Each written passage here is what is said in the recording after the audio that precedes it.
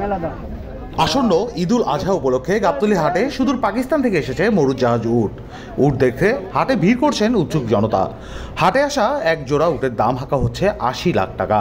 বিক্রেতার দাবি, পাকিস্তান থেকে বিমান যোগে উটগুলোকে দেশে নিয়ে এসেছেন তিনি। কোথেকে আনছেন উটটা? পাকিস্তান থেকে। প্লেনে আনছেন? বিমানে করে না? বিমানে করে, পাকিস্তানি প্লেন, বিমান পিআইএ সব সরাসরি অবকরণ। আচ্ছা, কন্ট্যাক্ট। কত করে খরচ পড়ছে আপনার ইয়েটা আনতে? খরচ তো 25 লাখের মতো এক পিস করে। এক পিস 25 লাখ টাকা করে, 25 লাখ করে খরচ পড়ছে। এর মধ্যে আবার কিছু দুম্বা আনছি আমি, ওইটার মধ্যে কনজেশন কিছু লাভ করবো। দুম্বা কটা আনছে? 6টা আনছি। কি নাম আপনার?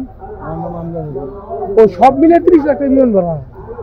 সঠিক দুম্বা সব মিলে আপনার বিমান ভাড়া কত?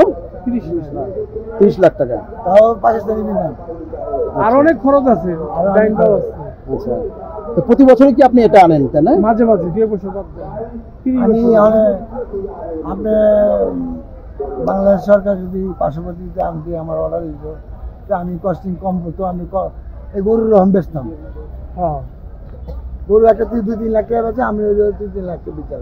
অনেক আশ্চর্যজনক হলো, কারণ আমি কখন এরকম ফিল করি না। আমার কাছে খুবই ভালো লাগতেছে, কারণ এরকম গাবতলী হাট এটা শুনছি, অনেক আগে থেকে শুনতেছি আমাদের বাপের আমল থেকে। এই হাটটা অনেক জাঁকজমক। এই হাটে যে মানে আজকে আমি বাস্তবে এসে দেখলাম যে এত মানে উঠছে এখানে, খুবই ভালো লাগতেছে আমার দেখে।